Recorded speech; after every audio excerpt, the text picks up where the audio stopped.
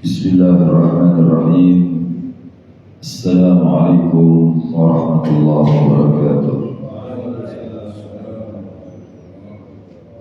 Innal hamdalillah nahmaduhu wa nasta'inuhu wa nastaghfiruh wa na'udzu billahi min shururi anfusina wa min sayyiati a'malina. May yahdihillahu fala mudilla lahu wa may yudlil fala hadiya lahu. أشهد أن لا إله إلا الله وحده لا شريك له وأشهد أن سيدنا محمدا عبده ورسوله لا نبي بعده. اللهم صل وسلم وكرم وعظم على سيدنا محمد مفتاح باب رحمة الله عدد ما في علم الله صلاة وسلاما دائمين بدوام ملك الله. Subhanaka la ilma lana illa ma 'allamtana innaka antal 'alimul hakim. Rabbi shrah li sadri wa yassir li amri wahlul 'uqdatam min lisani yafqahu qawli. Bi jahin nabi wal ali wal ashabi amma ba'd.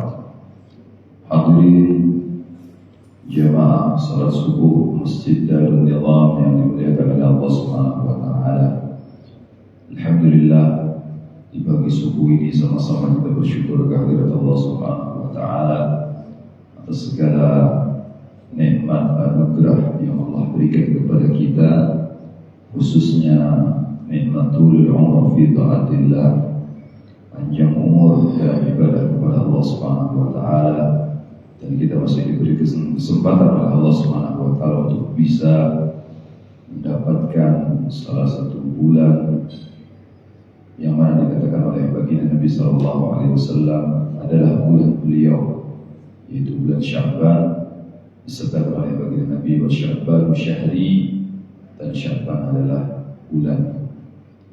Dalam bulan Sya'ban ini, ya, atau bulan Sya'ban dikenal juga dengan ada satu malam yang insya Allah minggu depan, ya, di hari minggu depan kita akan memperingatinya sebagai satu malam yang sangat-sangat sakral buat kita umat Islam. Karena memang malam tersebut adalah malam nisfu Sya'ban. Di malam tersebut buku amal ibadah kita yang lama ditutup dan digantikan oleh Allah Subhanahu wa taala dengan yang baru.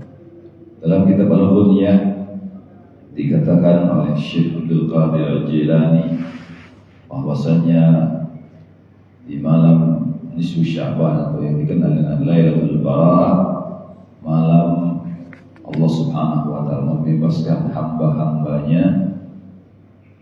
Diriwayatkan di dalam kitab tersebut bahwasanya malaikat Jibril alaihi salam pernah mendatangi baginda Nabi sallallahu alaihi wasallam.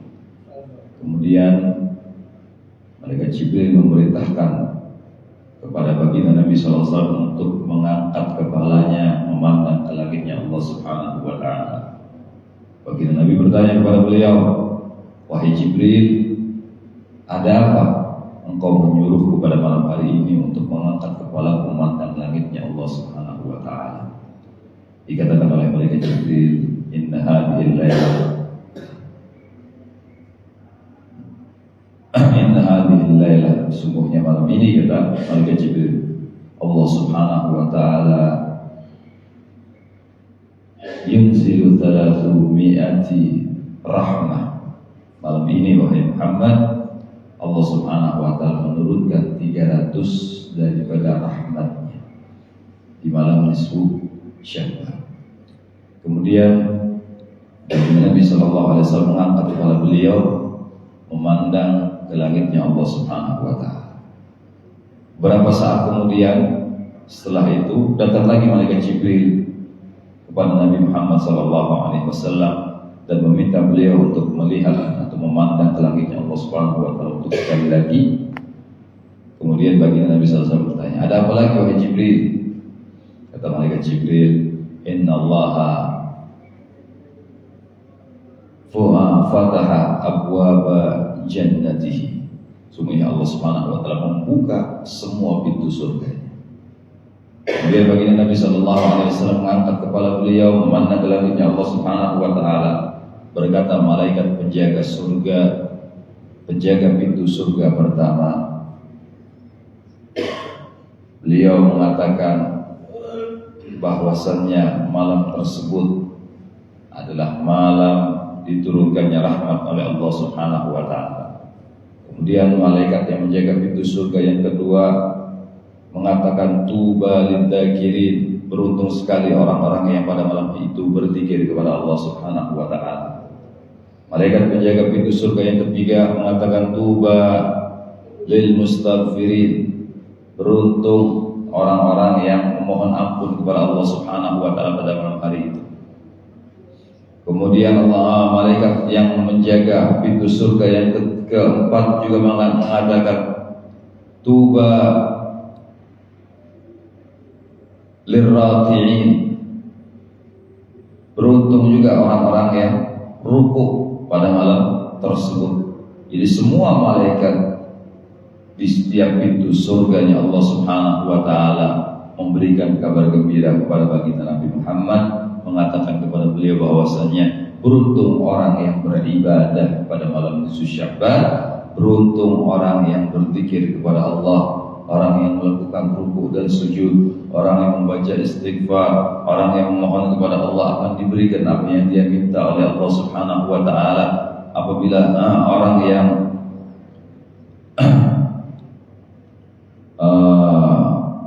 minta kebaikan dunia dan akhirat akan diberikan oleh Allah Subhanahu Wa Taala. Dan orang-orang yang menangis pada malam hari itu, kata malaikat Allah Subhanahu Wa Taala, sangat-sangat beruntung. Dalam hadis lain baginda Nabi Sallallahu Alaihi Wasallam mengatakan, ainani la tamassuhuman nar, ada dua mata yang tidak akan terkena oleh api nerakanya Allah Subhanahu Wa Taala. Yang pertama, ainun bakat min khasyatillah, mata yang mengalirkan air mata atau menangis daripada mata tersebut, mengeluarkan air mata karena takut kepada Allah Subhanahu Wa Taala. Ini mata yang pertama yang tidak akan diadab oleh Allah Subhanahu Wa Taala. Kalau matanya saja nggak bisa masuk neraka, apalagi jasadnya, karena mata berada di dalam salah satu anggota jasadnya. Kemudian yang kedua, kata baginda Nabi SAW, ainun batat fi sabilillah, mata yang digunakan untuk berjuang di jalan Allah Subhanahu Wa Taala. Zaman sekarang belum ada peperangan seperti zamannya baginda Nabi Sallallahu Alaihi Wasallam. Jadi mata yang digunakan untuk belajar ilmunya Allah, mata yang digunakan untuk menghafal Al-Quran, mata yang digunakan untuk menjaga masjid, menjaga pesantren, madrasah, ini termasuk mata-mata yang digunakan untuk berjuang di jalan Allah Subhanahu Wa Taala. Mata tersebut tidak akan terkena oleh api nerakanya Allah Subhanahu Wa Taala. Kemudian di malam nisfu Sya'ban juga ulama-ulama kita mengajari kita untuk mengisi daripada malam tersebut dengan banyak ibadah kepada Allah Subhanahu Wa Taala, sesuai hadisnya baginda Nabi Sallallahu Alaihi Wasallam bahwa kita dianjurkan untuk menghidupkan daripada malam nisfu Sya'ban. Kalau bisa ya kita gunakannya sampai tulu'il fajr, seperti yang dikatakan oleh malaikat Jibril dalam keterangan kitab Al-Bunyah tadi. Baginda Nabi bertanya, sampai kapan ini wahai Jibril? Allah membuka pintu surganya, Allah memberikan rahmatnya kepada hamba-hambanya sampai terbitnya fajar. Dari itu ulama kita mengajari kita untuk menghidupkan malam nisfu Sya'ban tersebut. Ya, di antaranya mereka mengajari kita juga, ulama-ulama kita ini, dengan membaca Yasin 3 kali di malam nisfu Sya'ban, dengan niatan-niatan yang sering kita baca, yaitu minta dipanjangkan umur oleh Allah Subhanahu Wa Taala agar kita bisa beribadah kepada Allah Subhanahu Wa Taala, minta rezeki kita diberi keberkahan oleh Allah Subhanahu Wa Taala, dan minta kita diwafatkan dalam keadaan husnul khatimah. Memang yang secara langsung ya, membaca Yasin di malam nisfu Sya'ban tidak ada dalil yang langsung daripada baginda Nabi Sallallahu Alaihi Wasallam, tapi ya hadisnya atau dalil daripada itu semuanya terpisah, yaitu dalil menghidupkan tentang malam nisfu Sya'ban. Kemudian dalil yang kedua yaitu tentang fadilah daripada surat Yasin. Dan karena kecerdasan daripada ulama kita, dua fadilah tersebut digandengkan jadi satu, diamalkan di dalam satu malam. Jadi baca Yasin 3 kali dengan fadilah yang luar biasa. Yasin 5 kali alam. Yasin itu tergantung daripada niatan kita membaca. Tatkala kita membaca Yasin ditempatkan di malam nisfu Sya'ban. Jadi ini karena kecerdasan daripada ulama-ulama kita ahli sunnah wal jamaah. Di malam tersebut kita baca Yasin 3 kali, ya, dengan mohon tadi niat dipanjangkan umur oleh Allah, dimudahkan rezeki oleh Allah Subhanahu wa taala, dan juga kita mohon akhir hayat kita ditutup dengan husnul khatimah. Insyaallah malam tersebut akan datang di malam Ahad yang akan datang, ya, dan juga disunnahkan kita untuk melakukan, ya, seperti yang diamalkan oleh ulama-ulama kita dulu. Tatkala datang malam nisfu Sya'ban itu mereka melakukan salat tasbih, karena memang malam tersebut kita dianjurkan untuk banyak berzikir kepada Allah Subhanahu wa taala. Ya, dengan salat tasbih insyaallah di dalamnya ada ruku'nya, ada sujudnya, ada tasbihnya, ada zikirnya, ada salawat kepada baginda Nabi Muhammad, ada doa, semuanya mencakup di dalam salat tasbih tersebut. Hadirin jamaah subuhan yang dimuliakan oleh Allah Subhanahu wa taala, insyaallah di kesempatan ini kita lanjutkan pembahasan kita, yaitu pembacaan kitab Al-Hikam yang dikarang oleh Imam Ibn Athaillah As-Sakandari. Alhamdulillah rabbil alamin, wassalatu wassalamu ala asyrafil anbiya wal mursalin sayyidina wa maulana Muhammadin wa ala alihi washabbihi ajma'in. Qala al-mu'allif rahimahullah wa nafa'ana bihi wa bi ulumihi fid dharain amin. Ila an qala man abadahu li syai'in yarjuhu minhu aw liyadfa bi ta'atihi wurud al-'uqubati anhu wa ma qama bi haqqi awsafihi. Barang siapa yang menyembah Allah Subhanahu wa taala, yang beribadah kepada Allah Subhanahu wa taala, syai'in yarjuhu, karena sesuatu yang dia harapkan. Jadi dia beribadah kepada Allah Subhanahu wa taala bukan lillahi taala, bukan karena Allah, tapi dia menginginkan di balik itu semuanya sesuatu yang Allah akan berikan. Seperti kita kelasnya orang awam ini, kalau ibadah kepada Allah masih belum 100% karena Allah. Kita masih beribadah kepada Allah Subhanahu wa taala karena menginginkan pahala dari Allah, ingin masuk surganya Allah, ingin, ya, mendapatkan apa yang kita inginkan. Seperti kemarin saya pernah cerita, ada seorang, ya, terlilit oleh hutang sehingga datang kepada seorang kiai. Dia minta satu amalan. Dikatakan oleh kiai tersebut, wahai fulan, bacalah zikir ini di tengah malam setelah kamu sholat tahajud, insyaallah selama 40 hari hutangmu akan lunas. Ternyata orang itu mematuhi apa yang diberitakan oleh kiai tadi, ulama tadi. Kemudian dia melakukannya 40 hari. Selama 40 hari tidak ada perubahan. Apa yang dia ingin jual tidak terjual. Waktu itu dia mau jual sawahnya untuk membayar hutang. Kemudian apa yang terjadi? Dia datang kepada seorang alim, ya, kemudian dikatakan oleh orang alim tersebut, saya mau tanya, bagaimana niat sholatmu? Dia katakan, usolli sunnatul tahajud, usolli sunnatul hajah, rakaatain lillahi ta'ala. Aku sengaja niat melakukan sengaja melakukan sholat 2 rakaat karena Allah Subhanahu wa taala. Dia katakan, kalau begitu kamu ini niatnya salah. Kamu kan pertama, ya, niat ingin menjual sawahmu agar hutangmu laku. Kenapa tidak diganti sholatmu usolli, ya, sunnatul hajat, ya, liqada'i dain misalnya, liqada'i dain Allahu Akbar. Kenapa? Kamu enggak bilang, enggak niat aku niat sholat hajat agar hutangku lunas. Bukan seperti biasanya kamu lillahi ta'ala. Kamu niat sekarang ya melakukan sholat hajat di dalam setiap sholatmu. Engkau katakan lillahi ta'ala, berarti semuanya ya sholatmu ini karena Allah Subhanahu wa ta'ala. Kalau begitu jangan niatkan di hati untuk sesuatu tersebut. Pasrahkan semuanya kepada Allah. Niat karena Allah Subhanahu wa ta'ala. Insyaallah Allah akan memberikan yang terbaik untuk kita, kata beliau.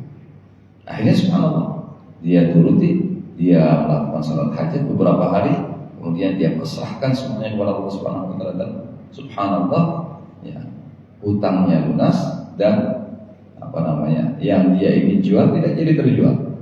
Ini berkat semuanya ibadah karena Allah Subhanahu wa ta'ala. Seperti dalam sholat kita selalu membaca doa iftitah. Apa doa iftitah? Inna sholati wa nusuki wa mahyaya wa mamati lillahi rabbil alamin. Sesungguhnya sholatku, hidupku, matiku, sesungguhnya inna sholati, sholatku, wa nusuki, ibadahku, wa mahyaya wa mamati, hidupku dan matiku, lillahi rabbil alamin, hanya untuk Allah Subhanahu wa ta'ala. Ya, kalau kita niatkan dalam hati, yaitu ikrar kita kepada Allah Subhanahu wa ta'ala, maka nanti di akhirat kita akan dituntut oleh Allah Subhanahu wa ta'ala. Karena kita masih belum bisa 100% menerapkan apa yang kita ikrarkan. Kita hidup ya inna sholati, sholat kita apakah 100% karena Allah? Karena banyak niatan-niatan yang dihembuskan oleh iblis laknatullah alaih kepada kita sehingga kita berubah niat kita. Makanya kata ulama, kalau kamu membaca doa iftitah, niatkan mengikuti baginda Nabi Muhammad sallallahu alaihi wasallam. Ya. Kalau kamu niatkan ikrar, kata beliau, ya kamu akan dituntut nanti kelak di hadapan Allah Subhanahu wa taala. Tapi niatkan mengikuti sunnahnya baginda Nabi Muhammad sallallahu alaihi wasallam. Ya, kita kembali kepada pembahasan kita. Jadi seorang hamba yang beribadah karena beribadah menyembah Allah Subhanahu wa taala dan dia menginginkan sesuatu yang dia harapkan, atau lihat bi ta'atihi urudal uqubah, atau untuk mencegah datangnya hukuman apabila dia melakukan ketaatan tersebut. Maksudnya dia ibadah karena takut karena neraka, takut siksanya Allah, takut siksa kubur, maka dari itu dia ibadah kepada Allah Subhanahu wa taala. Wa ma qama bihaqqi awsafi, maka hamba tersebut belum bisa menunaikan haknya Allah Subhanahu wa taala. Karena haknya Allah Subhanahu wa taala untuk kepada hambanya apa? Haknya Allah disembah oleh hambanya. Kewajiban seorang hamba kepada Allah beribadah kepada Allah Subhanahu wa taala. Wa ma khalaqtul jinna wal insa illa liya'budun. Aku tidak ciptakan jin dan manusia kecuali hanya untuk menghamba, menyembah kepada Allah Subhanahu wa taala. Jadi kalau seandainya seorang hamba beribadah kepada Allah Subhanahu wa taala masih ada niatan-niatan yang lain di dalam hatinya, walaupun dia pengen dapat pahala, pengen masuk surganya Allah, pengen dijauhkan daripada nerakanya Allah, tidak mau disiksa oleh Allah Subhanahu wa taala, maka kata beliau Ibnu Athaillah Sakandari, berarti orang tersebut masih belum bisa menunaikan haknya Allah Subhanahu wa taala atas dirinya. Ya, seperti halnya